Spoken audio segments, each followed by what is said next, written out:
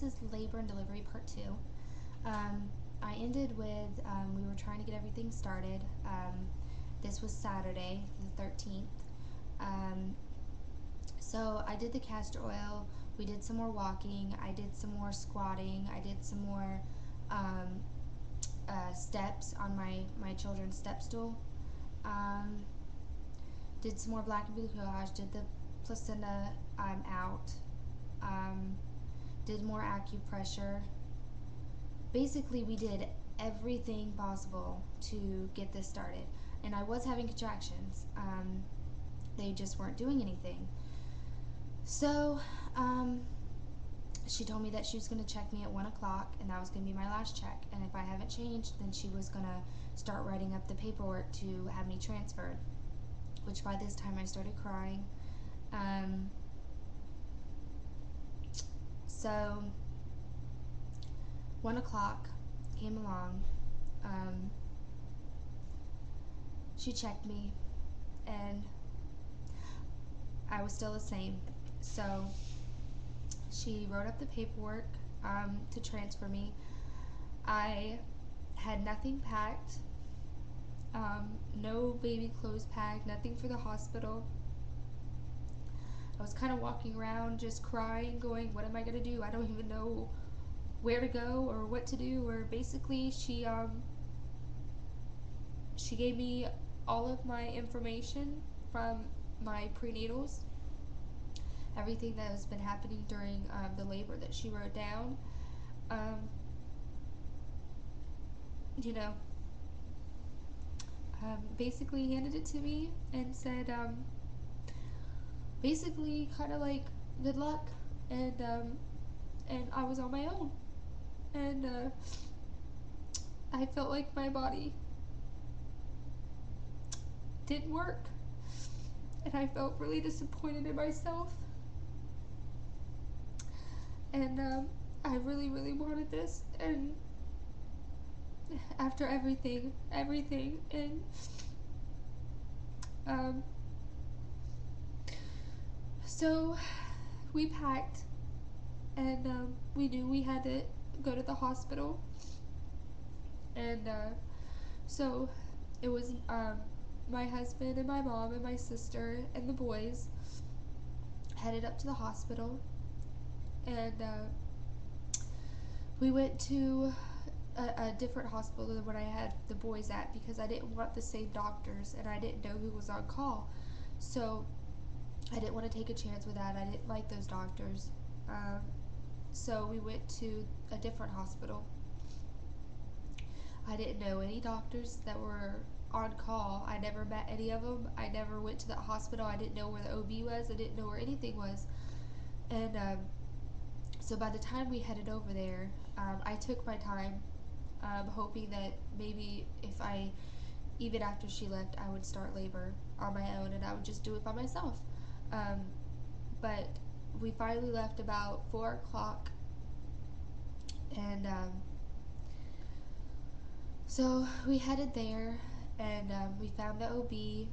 They put me into the triage to do the contractions. By this time, I'm 41 weeks and 6 days, and they found out that I was a vaginal birth after. I wanted a vaginal birth after 2 C-sections, and they weren't going to give me that. They told me that it was too risky. They gave me all the blah blah blah stuff, which, I knew they were going to do that. Um, so they told me that they were going to do a C-section, and by this time I was having regular contractions. Every 2 to 5 minutes, and they were strong. The scale went up to like 125, so they were strong, and I felt them. I mean, I had to breathe through them. Um, they offered me a shot to stop the contractions, and I declined on that. I told them I would take the 1 bag of fluid for right now. So they did that, but I wanted to let the contractions come on their own and see what would happen. So we were in the triage for a while, and the doctor came in, and I was so blessed to get this doctor. She's a new doctor in town, and she's so nice. Her name was Dr. Khan. She's younger, and she never looked down on me for wanting to do the vaginal birth after two C-sections. I told her why. She asked me why I wanted it, and I told her that, I wanted my older son to cut the cord, and I wanted my mom to be there because she wasn't there with the other two. And I know normally with C-sections you're only allowed to have one person. I wanted to tape it. I wanted pictures. I wanted to nurse right away. And when I told her this, I was crying because while I was telling her this, it felt like everything was just drifting away. That I wasn't gonna get what I wanted. Um, and the doctor was just the best. I mean, she told me that I could have whatever I wanted. She told me I could have my mom in the room too with my husband. I could tape it. We could take pictures. Right after the baby was born, they usually take the baby to the warmer, and they just say, "Here's your baby," and then they take them. And when we were in the operating room, she let me. I mean, as soon as she came out, they put her on my chest, and with all the gunk and everything, and we did skin to skin right away. Um, and then they took her just to clean her up and suction out her lungs and everything. Um, and the doctor, like 3 times, while they had the baby over there, said, "Give the baby back to mommy, give the baby," like 3 times in a row. So after they cleaned her up and wrapped her up, they brought her over, and this was about 15 minutes after she was born, after I was holding her, while still being worked on. She started sucking on her fingers, and I told the doctor, I said, "Oh my gosh, she's already wanting to nurse." And the doctor goes, "Well, go ahead and nurse if you want to nurse." I was like, "Really? I mean, she's still working on me. I'm open on the operating table." She says, "Yes, go ahead and nurse." So the nurse and my husband helped me get her latched on, which was no problem. She's a good nurser. Um, and I got to nurse after she was born 15, 20 minutes later. And that was wonderful.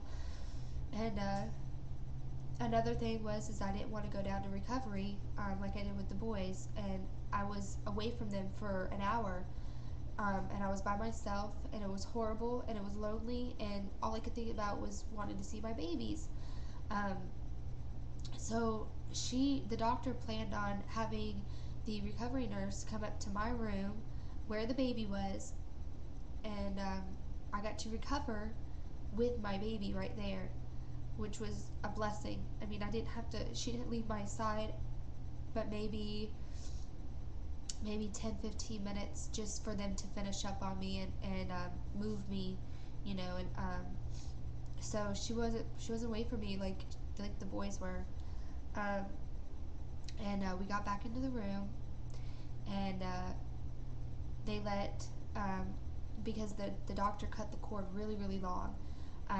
So my son that's 4 got to cut his sister's umbilical cord while she was on me. Um, so that was wonderful, and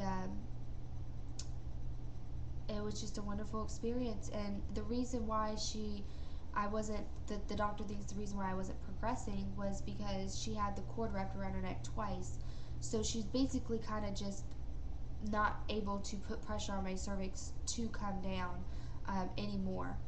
Um, so I really think God was looking down on us, and even though I didn't get the birth that I really wanted, um, I got a healthy baby, and and a great birth experience. Even though it was a C-section, it was still a great experience. Um, so I'm gonna stop here and do a short part 3.